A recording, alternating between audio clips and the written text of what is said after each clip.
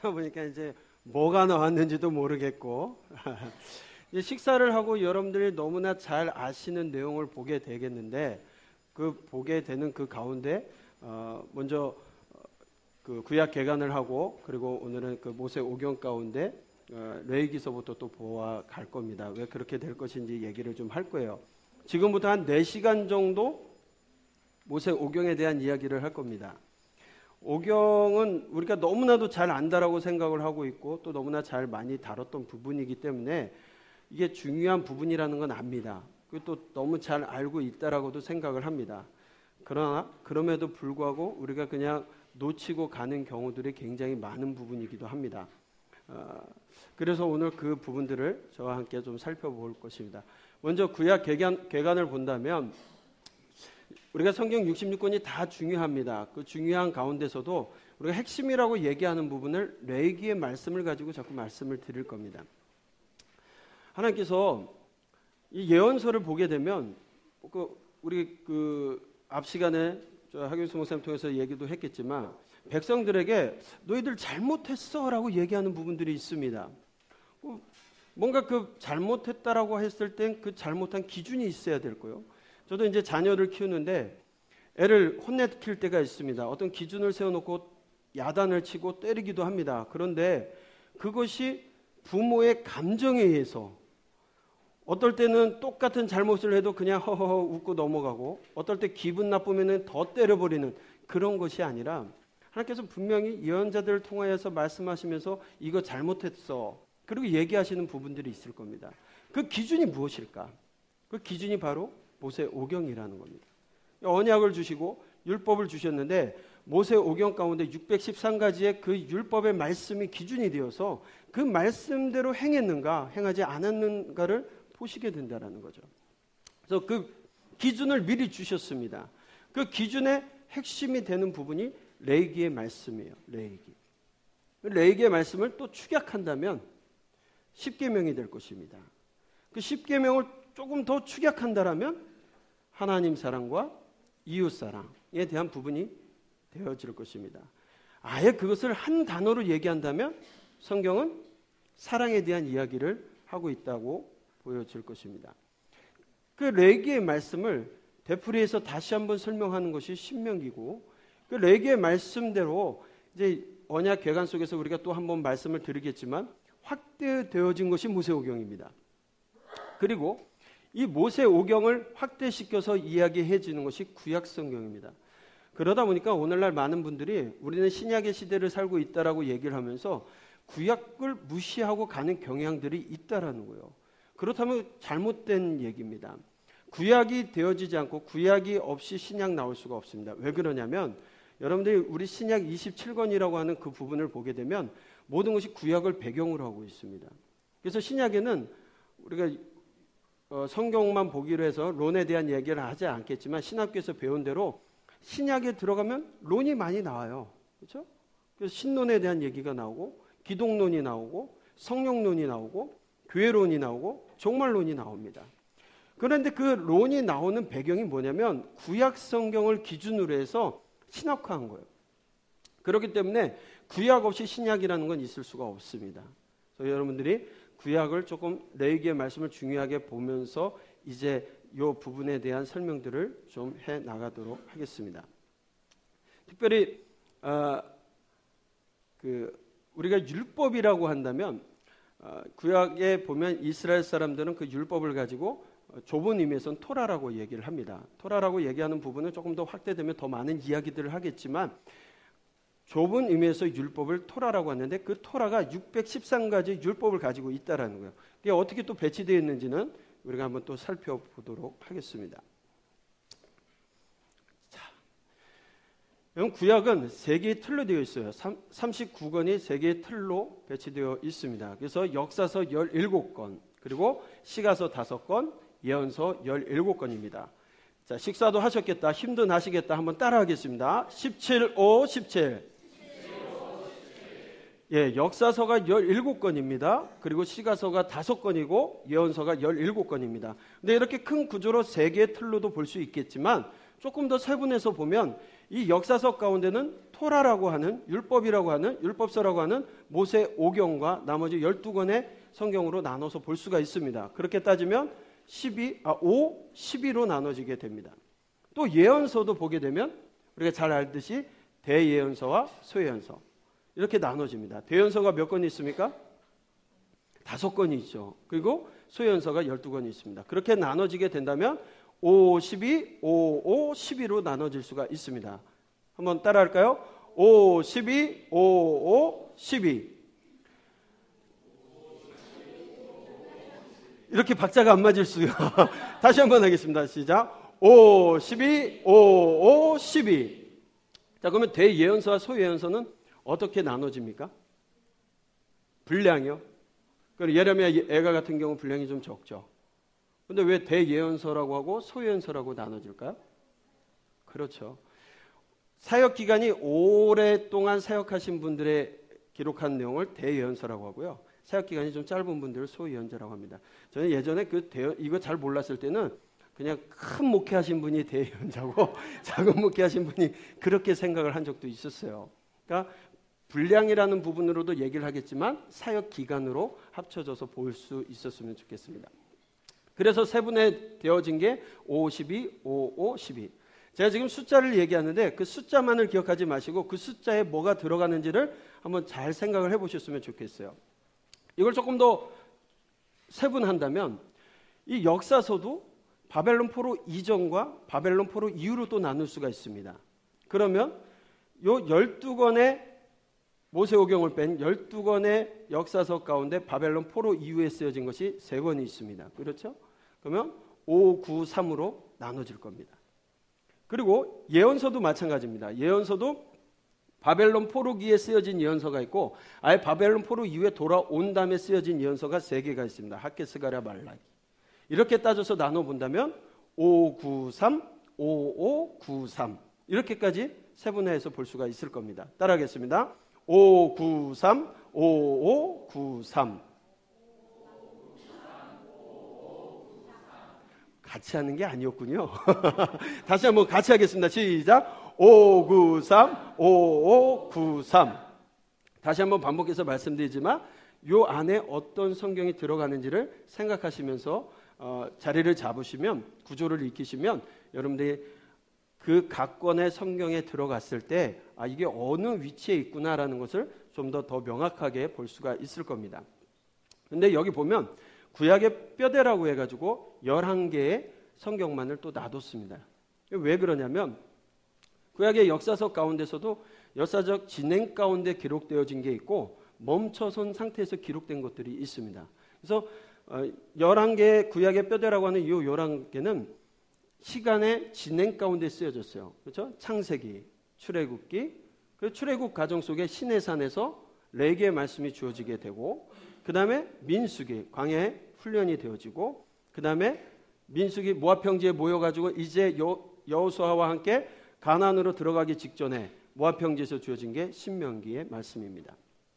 그리고 사사기가 쓰여지고 사사기 옆에 이제 룻기, 사사 시대의 배경을 가지고 룻기가 기록이 되어집니다.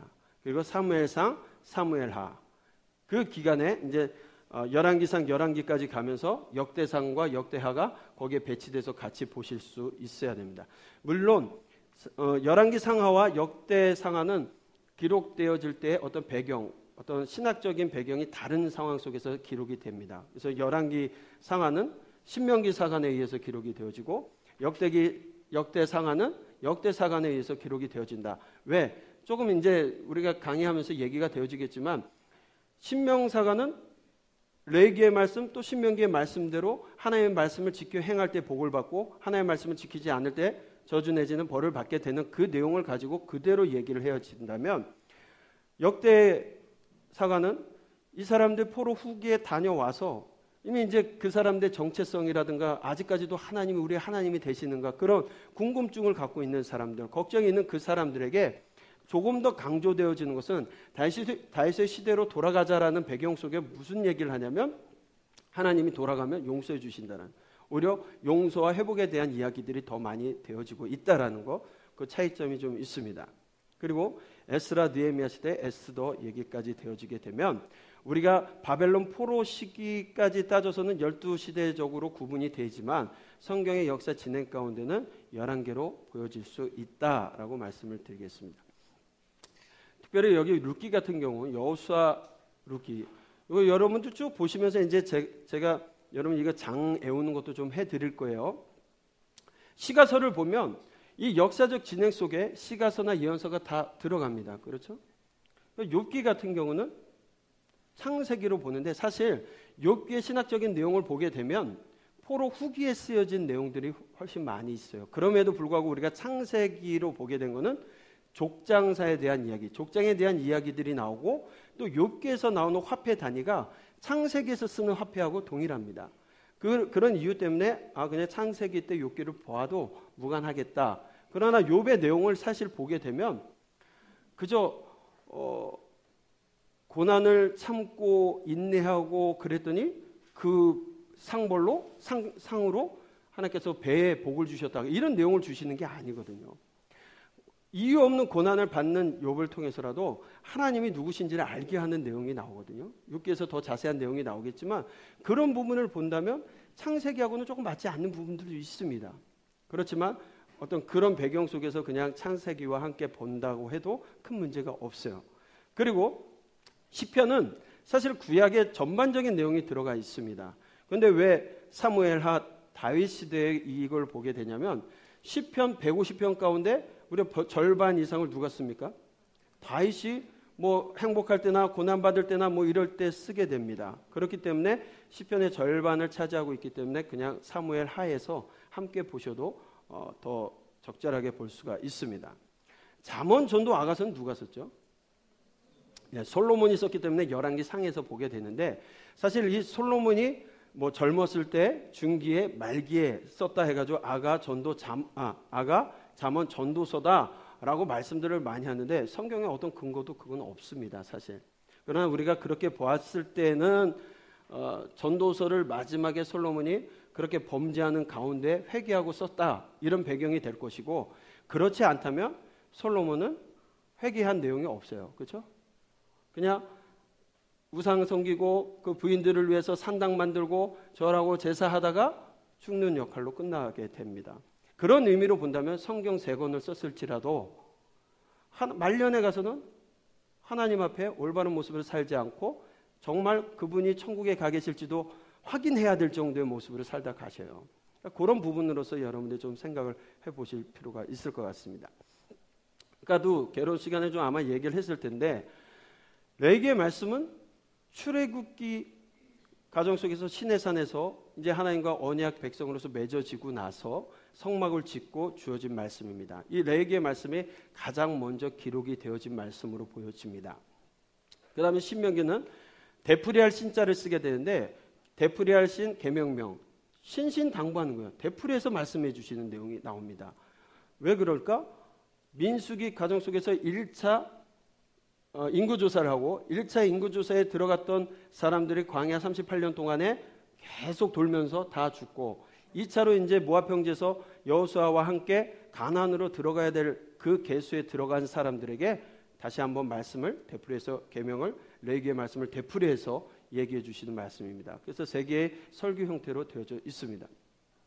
룻기는 사사시대를 배경으로 하는데 사실 룻기 설교하시는 거 보면은 거의 다 5월 8일 어버이 주일에 그냥 룻이 그렇게 그 시어머니에게 잘해가지고 복 받은 것처럼 그렇게 얘기하는 내용으로 끝나버리는데 성경에 그렇게 부모를 공양하고 어떤가 뭐 그런 부분을 주시려고만 룻기를 주셨을까?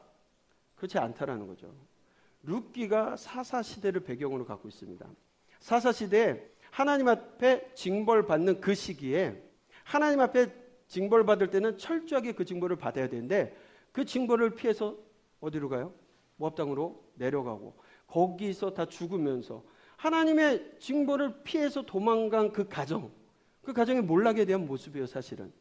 그러나 그 몰락으로 끝나는 것이 아니라 그 배경 가운데서도 하나님의 역사하심으로 이스라엘의 다윗의 왕조가 또 세워질 때까지의 계보를 잇는 그런 가정으로 회복시키시고 사용하시는 하나님이 초점이 맞춰져 있는 겁니다. 그러니까 룻기를 그저 그냥 어버이주일에 쓰는 그 용도로만 사용하셔서는 안 된다라는 거죠. 네. 그런 부분을 여러분들 좀 생각하시면서 봐야 될 것이고, 에스더 같은 경우도 아까 아마 얘기를 했을 겁니다. 에스더라는 요 부분을 보게 되면 한 국가를 구원해낸 한 여왕, 그렇게만 우리가 보고 있는데 너무 한쪽으로 편입되게 봤다라는 거죠. 오히려 어떤 면에서는 에스더의 모습에서는 믿음 없는 여인의 모습도 보여지거든요. 그런 것들이 이제 실제 에스더서에 가서 우리가 좀 설명이 더 되어질 것입니다. 이 예언서는 모든 예언서는 거의 열왕기 상, 열왕기 하, 대다수가 열왕기 하에서 연결이 되어지는데, 사실 예언서가 어려워지는 부분들은 이 열왕기 하와 매치가 잘 안 돼서 그렇습니다. 그래서 예언서를 어렵게 생각하는 부분은 어떤 배경 속에 누구 왕조에 어떤 일들 때문에 이런 예언이 나오게 되는지 그런 부분들과 같이 맺어져야 예언서가 이해될 수 있게 되는 겁니다. 그래서 여러분들이 열왕기 하와 연결해서 예언서를 보게 되면 좋을 것 같습니다. 자, 다시 한번 따라해 보겠습니다. 역사서, 시가서, 예언서입니다. 시작. 역사서, 시가서, 예언서. 자, 17, 5, 17. 자, 그 다음에 또 조금 세분하면 어떻게 된다고 했습니까? 5, 12, 5, 5, 12. 그 다음에 더 세분화해서 바벨론 포로 이전과 이후로 나눠지게 된다면 5, 9, 3, 5, 5, 9, 3. 시작. 5, 9, 3, 5, 5, 9, 3. 자, 이 토라를 중심으로 해서 이제 또 설명이 되어질 겁니다. 자, 우리가 아까 세로로 되어진 걸 옆으로 한번 보시게 되면, 자, 창세기, 출애굽기, 민수기, 여호수아, 사사기, 사무엘상하, 열왕기상하, 바벨론 포로 시대, 그 다음에 에스라, 느헤미야, 이렇게 보여진다면 12시대로 보여지고, 거기에 나머지 역사서가 배치되어지고 시가서가 들어가고 그다음에 예언서들이 이곳에 맞춰진다라는 거, 다시 한번 구조를 여러분들이 딱 잡으시고 성경에 들어갔으면 좋겠습니다. 자, 신약은 지금 구약 시간인데 신약은 잠깐 보도록 하겠습니다. 신약 역시도 역사서와 서신서와 예언서로 나눠지게 됩니다. 따라해 보겠습니다. 역사서, 서신서, 예언서. 역사서는 사복음서와 사도행전까지 해서 5개가 있습니다. 그리고 서신서는 21권이 있습니다. 예언서는 요한계시록 하나가 있습니다. 이 서신서는 특별히 21권이 바울 서신과 일반 서신으로 나눠지게 되는데, 현재까지는 바울 서신이 이 히브리서도 거의 바울 서신과 비슷한 구조를 갖고 있기 때문에 14권이다 13권이다 얘기들이 많이 되고 있지만 13권으로 확정을 지어주고, 그 다음에 일반 서신은 히브리서 포함해서 8권으로 나눈다면 구조가 어떻게 되냐면 5, 13, 8, 1입니다. 시작. 5, 13, 8, 1. 특별히 바울 서신은 수신자의 이름을 붙여서 사용합니다. 그러니까 받는 사람들, 쉽게 보면 갈라디아서 보면 갈라디아인들에게 보내는 것이고, 데살로니가 전후서 데살로니가, 에베소서 에베소에다 그렇게 보내지는 것이고, 일반 서신은 히브리서를 빼놓고서는 송신자의 이름을 붙였습니다. 그래서 베드로 전후서는 베드로가 썼고, 히브리서 제외하고 유다서, 요한 1, 2, 3서, 야고보서 다 그 이름대로 누가 어디에다 쓰는 건지에 대해서 이런 보실 수가 있습니다. 그래서 신약은 또 신약에 가서 한번 또 더 얘기가 되어질 겁니다. 따라하겠습니다. 5, 13, 8, 1. 5, 13, 8, 1. 예. 이제 여러분들 이제 레기를 중심으로서 66권의 상관관계를 좀 얘기할 텐데, 아마 얘기가 오셨던 분들은 또 기억을 할 겁니다. 그런데도 제가 한번 여러분에게 퀴즈를 한번 내보겠습니다. 성경을 끓는 물에 딱 넣어가지고 엑기스를 뿜어낸다면 뭐가 나올까요? 그렇게 빨리 얘기해 주시면 안 되는데, 예, 한마디로 얘기한다면 사랑일 겁니다. 이미 개관 시간에 얘기도 했었기 때문에 성경 중심 주제가 사랑이라고 얘기를 했습니다. 그래서 이 사랑이 확대된 것이 십계명이고, 십계명이 확대된 것이 레위기의 말씀이고, 그렇게 말씀을 했습니다. 그래서 사랑이 확대돼서 하나님 사랑, 이웃 사랑, 그것이 확대되면 십계명, 십계명도 1계명부터 4계명까지는 하나님 사랑에 대한 부분, 5계명부터 10계명까지는 이웃사랑에 대한 이야기들이 되어지고 있습니다. 그렇기 때문에 이 레위기를 중심으로 우리가 보자라는 겁니다. 그런데 사람들이 만약에 이 십계명을 처음 주어주셨을 때 이 십계명으로만 살 수 있다면 얼마나 좋았을까요? 이 십계명으로만 살 수만 있었다면 아마 그런 사람들은 법 없이도 사는 사람이라고 얘기를 할 겁니다. 근데 우리가 인생을 살다 보면 우리의 인생이 단지 십계명만 지켜서 살아갈 수 있는 인생들이 아니라는 거죠. 다양하고 복잡한 속에서 살아갑니다. 우리의 인생이 그렇게 녹록지도 않고 간단하지도 않습니다. 그러다 보니까 조금 더 세분화된 내용들이 필요합니다. 그 세분화된 내용이 바로 레위기 율법의 말씀이라는 겁니다. 하나님의 말씀이 문자화된 첫 번째가 레위기의 말씀이라고 저희가 보고 있습니다. 물론 십계명이 처음입니다. 그렇죠? 십계명이 돌판에 세워지고 문자화되고 그 위에 하나님의 돌판에 새겨진 언약을 주셨습니다. 거기에는 하나님의 마음이 담겨져 있다라는 겁니다. 아까도 말씀드렸듯이 1계명부터 4계명은 하나님과의 관계 속에서 하나님을 사랑하는 법에 대한 이야기가 나오고 5계명부터 10계명까지는 사람들과의 관계 속에서 사람을 사랑하는 방법에 대해서 나오고 있습니다. 그러면 하나님 사랑과 이웃 사랑의 구조를 가지고 있는데 예수님께서 이 말씀을 하십니다. 어느 계명이 큰지를 질문한 한 율법사에게 이렇게 말씀하십니다. 마태복음 22장 37절로 40절의 말씀인데 제가 읽어드리도록 하겠습니다. 예수께서 이르시되 내 마음을 다하고 목숨을 다하고 뜻을 다하여 주 너희 하나님을 사랑하라 하셨으니 이것이 크고 첫째 되는 계명이요 둘째도 그러하니 그와 같으니 내 이웃을 내 자신같이 사랑하라 하셨으니 이 두 계명이 온 율법과 선지자의 강령이니라. 하나님 사랑과 이웃 사랑에 대한 분명한 내용이 성경에 담겨져 있다라는 겁니다. 근데 아까도 말씀드린 것처럼 요 틀만 가지고 살 수 있으면 얼마나 좋을까요? 그렇죠? 요 틀만 가지고 살 수 있으면 얼마나 좋을까요? 그런데 그러지 못하다 보니까 레위기의 말씀과 창세기, 출애굽기, 신명기, 민수기를 통해서 613가지의 율법의 말씀을 주신다라는 거죠. 창세기에는 율법이 3가지가 나옵니다. 여러분 이따가도 보겠지만 율법의 맛을 토라라고 하고 이 5권을 토라라고 얘기하는데 창세기에는 율법이 3개밖에 나오지 않아요. 근데 왜 토라에 들어갔을까? 그 출애굽기는 이 3개를 하나씩 이렇게 하나씩 떨어뜨려 놓으면 111개가 있어요. 그렇죠? 하나 해서. 그래서 출애굽기는 111개가 있습니다. 레위기에는 율법의 말씀이 247개가 기록이 되어져 있고 민수기에는 52개가 그리고 신명기에는 200개 그렇게 해서 613가지의 율법이 여기에 있다라는 거죠. 그 가운데 뭐뭐 하라가 248개가 있고 뭐뭐 하지 말라 이렇게 주신 계명이 365개가 있습니다. 이걸 좀 쉽게 외우는 방법을 먼저 말씀드리고 갈게요. 아까 성경 할 때 창세기는 몇 장으로 이루어져 있습니까? 왜 50장이죠? 5사람, 5사건에 대한 이야기를 할 겁니다. 5사건, 5사람. 그래서 5와 연관이 있습니다. 50장입니다. 출애굽기는요. 출애굽은 애굽에서부터 탈출해서 광야 생활을 쭉 한번 다 생각해 보세요. 몇 년간 합니까? 다 포함돼서 40년을 합니다. 그래서 40장입니다. 레위기는요. 그거 아시는 분들도 있지만 레위기 27장인 거 잘 모르시는 분들 있죠? 예, 쉽게 외우는 방법을 가르쳐 드릴게요.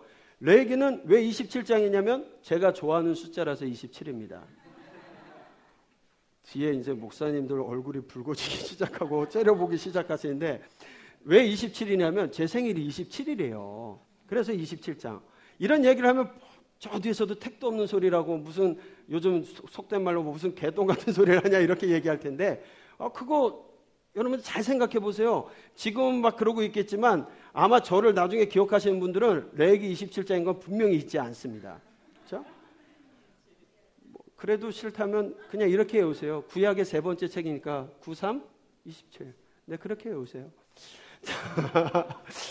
자, 신명기하고 민수기는 이 민숙 씨와 신명기 씨가 사랑을 하는데 이 민숙 씨가 2살 연상이에요.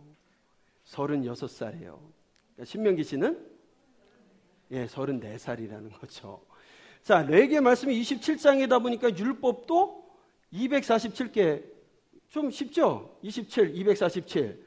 그리고 창세기에는 3개가 있었고 출애굽기에는 하나 있었다고 했잖아요. 그러니까 111개.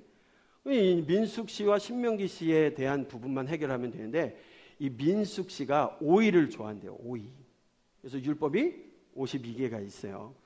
신명기시는 이 오이를 사주려고 열심히 돈을 모았습니다. 한 달에 200만 원씩 벌더래요. 그래서 율법이 200개가 있는 거예요.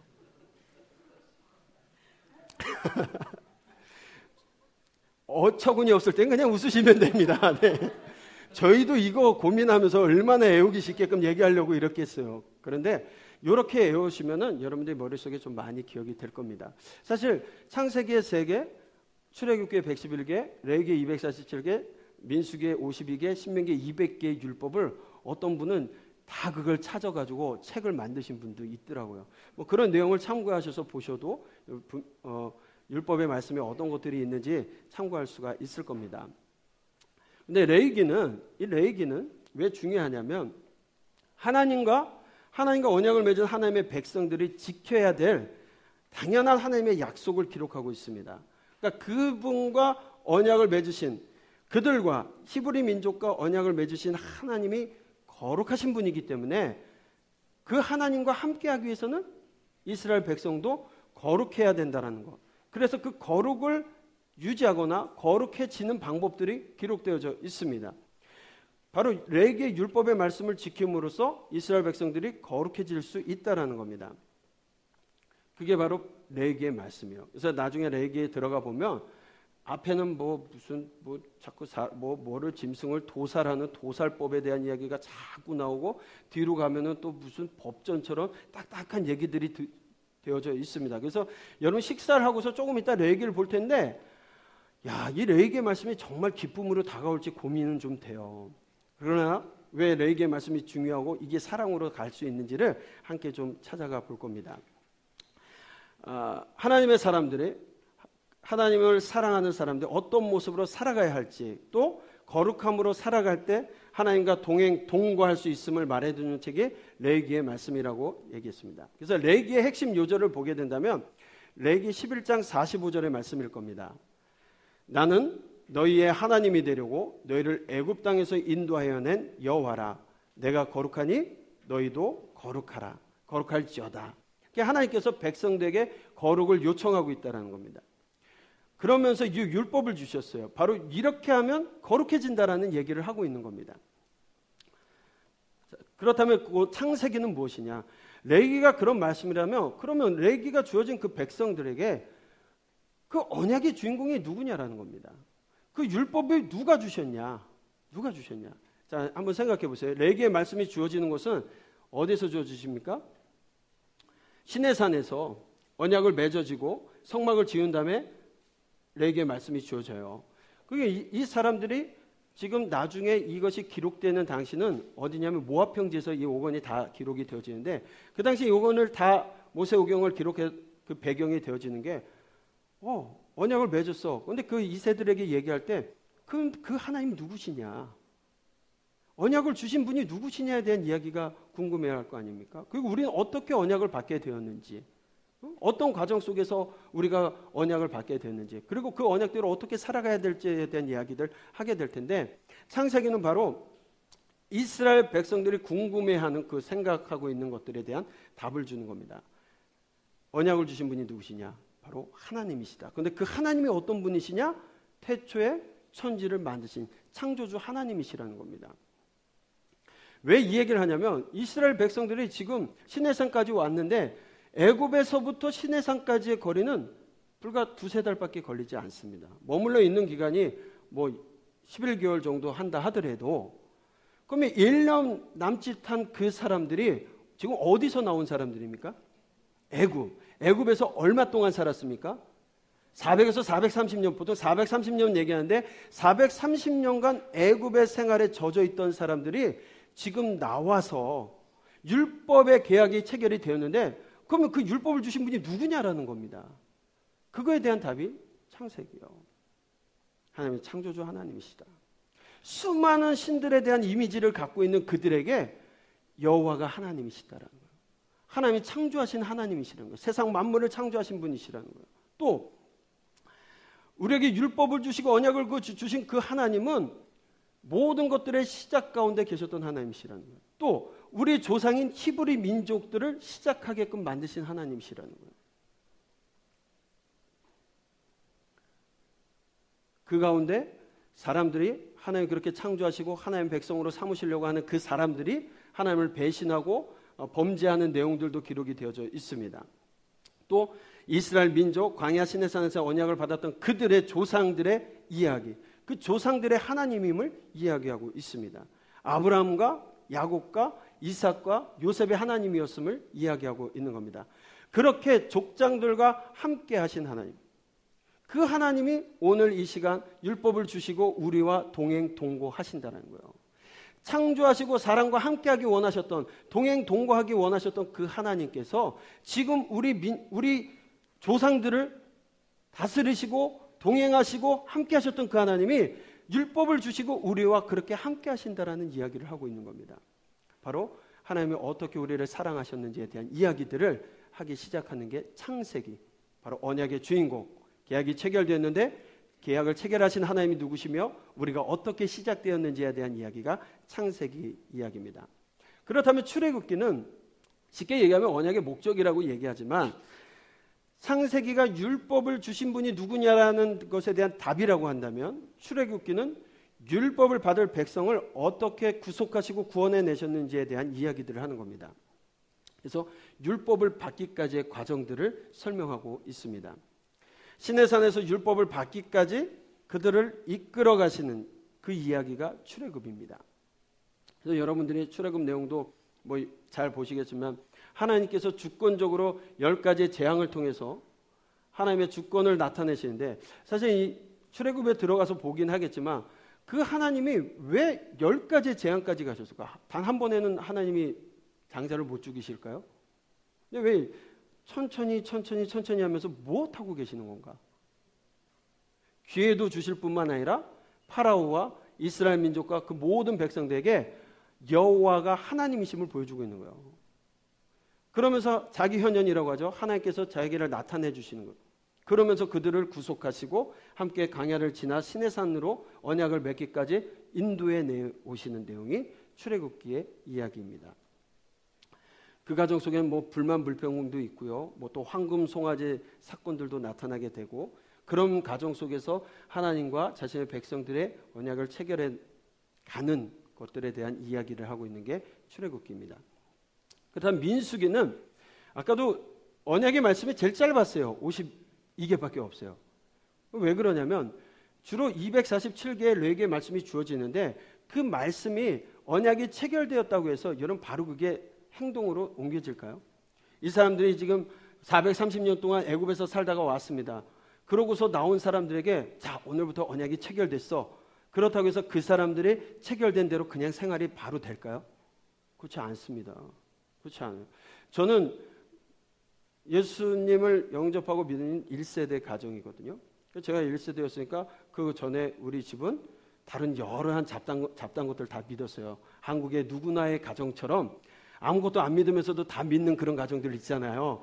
절에도 가보고 뭐 이런 데 다 가보는 그런 배경 속에서 자랐는데 여러분 제가 예수님을 영접했다고 해서 제가 예수님의 뜻대로 그냥 살아갈 수 있을까?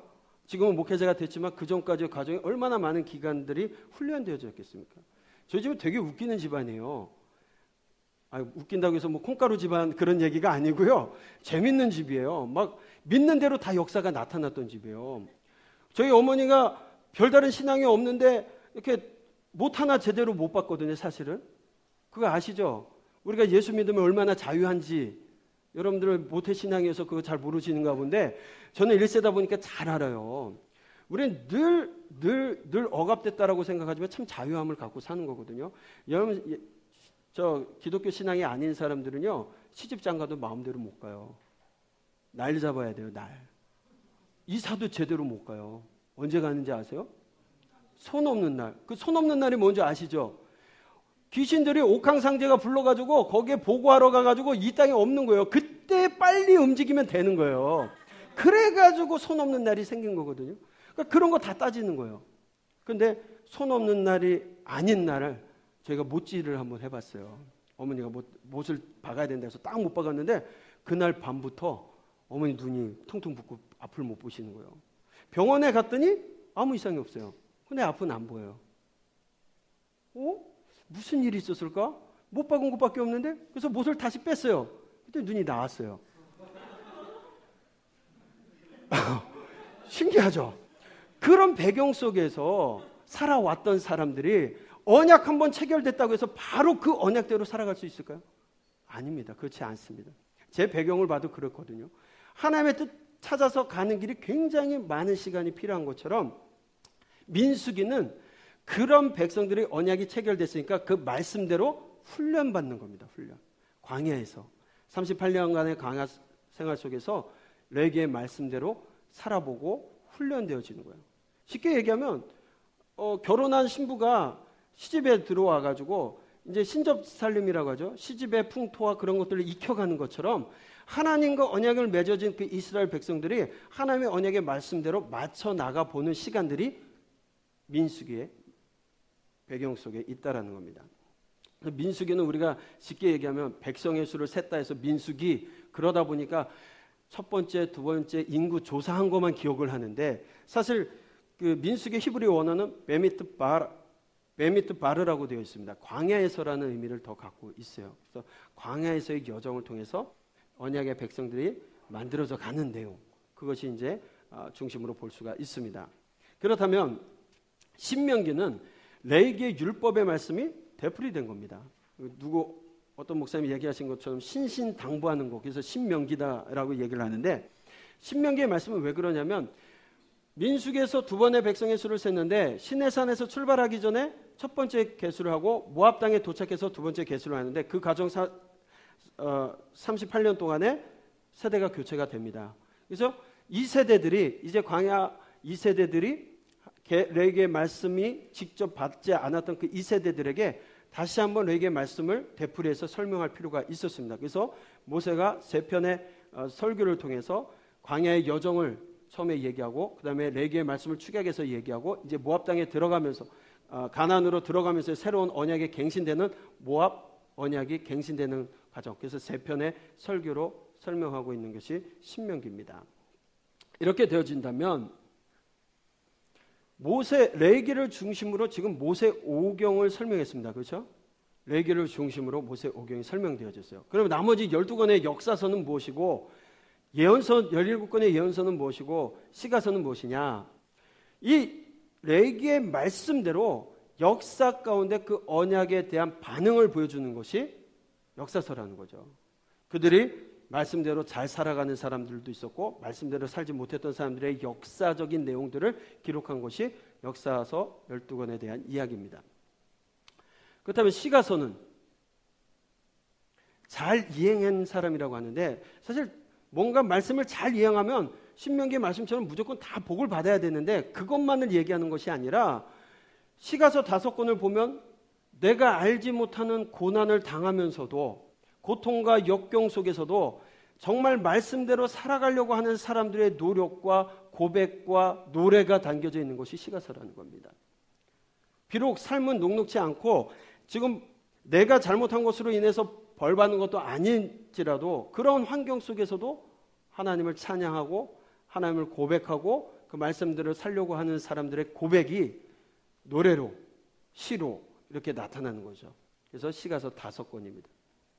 예언서 17권은 아까도 말씀드린 것처럼 이 기준이 되는 말씀이 주어지고 그 말씀대로 행하지 않은 사람들에게 지금 뭐 하는 겁니까? 경고하는 거예요. 경고하는 거예요. 그래서 축구 얘기도 했지만 요즘 월드컵 때문에 얼마나 또 밤잠 못 주무십니까? 축구할 때 경기가 잘 진행될 때는 호각을 안 불어요. 근데 뭔가 호각이 불렸을 때는 뭐 한 겁니까? 반칙한 거예요. 그 기준점에 따라서 반칙했을 때 경고하기도 하고 또 더 심한 반칙을 하면 옐로우 카드도 나오고 아예 못된 반칙을 하면 너 퇴장. 그래서 나라가 멸망하고 망하는 기준들이 되는 거죠. 그래서 말씀에 대해서 불순종했던 사람들의 경고와 그로 인한 결과로 북이스라엘 남유다가 또 분열되기도 하고 또 멸망하게 되는 내용들이 이 레위기 중심으로 얘기되어지고 있다는 겁니다. 그렇다면 신약은 뭐냐? 새 언약의 응답으로서 복음서 새 언약이 주어지고 이 새 언약의 증인들에 대한 이야기가 사도행전에 나타나고, 그럼 그 새 언약이 무엇이냐? 구약을 배경으로 해서 새로운 언약이 세워졌는데 그거에 대한 해설이 서신서라는 거죠. 결과적으로 요한계시록은 이 65권의 모든 것들 가운데 결말을 주는 거. 근데 이 내용을 다 보시게 되면 여기서 하나님의 마음이 하나로 표현이 되어져요. 아까 율법은 사랑이라고 말씀을 드렸습니다. 하나님께서 태초에 사람을 만드시고 인간과 함께 하시기를 원하셨어요. 그래서 에덴이라는 곳에 에덴 동산을 창설하시고 그 모든 만든 창조물에 대한 권한을 주시고 그곳에서 함께 거하시기를 원하셨어요. 근데 인간이 죄를 지습니다. 범죄로 말미암아 하나님과 함께 할 수가 없어요. 하나님 거룩하신데 죄로 인해서 하나님과 같이 할 수가 없습니다. 그럼에도 불구하고 하나님은 제단을 통해서 또는 가나안으로 들어가서는 어떻게 됩니까? 제단에서 이제 또 가나안까지 들어가기 전까지는 성막에서 만나주시고 또 그 다음에 성전이 지어지고 나서는 그 성전에서 만나주시고 하나님과 함께 하겠다라는 겁니다. 그런데 그 모든 것으로도 안 되었을 때 신약에 와서는 친히 이 땅에 인간의 모습으로 오셔서 함께 거하셨습니다. 그리고 마지막 요한계시록 새하늘과 새 땅, 새 예루살렘에선 그곳에서조차 함께 하시기를, 이기는 자와 승리하는 자들과 함께 하기 원하시는 그 하나님의 마음이 전체적으로 나타나고 있다는 겁니다. 그래서 여러분들이 이 모세 오경, 레위기를 중심으로 해서 이야기식으로 한번 얘기되어진 것 한번 기억하셨으면 좋겠습니다. 자, 또 성경의 상관관계 주요 강대국가의 관계 속에서 역사가 진행이 돼요. 여러분들 잘 아시다시피 창세기와 출애굽기는 당시에 어떤 나라가 강대했습니까? 애굽을 배경으로, 강대국 애굽을 배경으로 얘기하는데 사실 애굽은요 요때뿐만이 아니라 지속적으로 이스라엘을 이렇게 재짓게 만드는 데는 계속 애굽이 반응을 합니다. 나중에 북이스라엘 남녀라로 나눠졌을 때도 그 여로보암의 죄가 결국 어디서 또 유래가 됩니까? 애굽과의 관계 속에서도 또 유래가 되지 않습니까? 그 다음에 여호수아 때는 가나안 국가. 처음에 가나안 국가에는 블레셋이 강대국으로서 같이 계속 이스라엘을 괴롭히는 역할을 하다가 나중에는 어디가 합니까? 아람이라는 나라가 또 차지하게 되고 그렇게 됩니다. 그래서 여러분들이 요 주요 강대국과 성경의 배경도 같이 보셨으면 좋겠습니다. 그래서 열왕기상 때는 아람의 관계를 계속하게 되고 그 다음에 열왕기하의 분열 왕국 시대는 아수르가 발흥하고 그 다음에 아수르가 멸망하면서 또 바벨론이 바벨론이 끝나고 나서는 바벨론 포로 후계에 가서는 페르시아가 또 차지하고 성경의 역사 가운데 중간사라고 얘기하는 이 부분에서는 또 헬라가 강대국의 역할을 하게 되고 그 다음에 예수님이 오시는 당시에는 로마가 차지하고 있을 때 그 패권을 차지하고 있을 때 배경으로 쓰여지게 됩니다. 그래서 성경의 주요 강대국과 성경의 역사를 여러분 한번 기억하셔서 보시는 것도 도움이 될 겁니다. 이 열왕기에 가서 한번 말씀을 드리겠지만 이 열왕기에 어떤 선지자들이 연결이 되는지에 대한 도표도 보시면 좋겠고요. 나중에 분열왕국 시대의 제약, 결과적으로 보면 분열왕국 시대의 제약의 결과는 하나님을 지속적으로 신명기나 율법의 말씀을 통해서 하나님을 사랑하고 하나님과 함께해야 될 백성들이 하나님과 함께하지 않는다라는 거예요. 그리고 하나님을 의지하지 않고 다른 신을 섬깁니다. 근데 이 다른 신이 우리가 보는 우상이라고 얘기하지만 오늘 계속해서 모세오경에서도 찾아보겠지만 우상이라고 그들은 섬긴 적이 없어요. 그 우상을 그들은 하나님이라고 섬겼어요. 그러니까 지속적으로 예언자를 통해서 말씀하시는 건 여호와가 하나님이시라는 걸 얘기하는 겁니다. 그 다신 세계 속에서 유일신으로서의 찾아오게 되는 내용들, 그런 부분들이 설명되어지고 있습니다. 그래서 하나님을 섬기지 않거나 그러니까 다른 신을 섬기거나 하나님을 의지하지 않고 다른 나라, 왕들을 의지할 때 결국 나라는 패망하게 되는 결론을 갖게 된다는 거죠. 네, 이런 부분으로서 여러분들이 개관을 좀 쭉 보시면 좋을 것 같습니다. 자, 이제 레위기로 들어갔는데 제가 왜 레위기를 먼저 설명하려고 하는지 이유를 좀 말씀드리겠습니다. 원래 이제 교회에서는 여러분들이 창세기서부터 창출, 레민신 이렇게 가셔도 좋겠지만 지속적으로 제가 말씀드린 것처럼 66권 가운데 레위기가 차지하고 있는 부분이 굉장히 중요도가 있기 때문에 여긴 또 성경의 지도자 과정이고 그래서 레위기서부터 강의를 해도 여러분 충분히 이해가 가능하실 거라 생각하고 레위기부터 들어가도록 하겠습니다.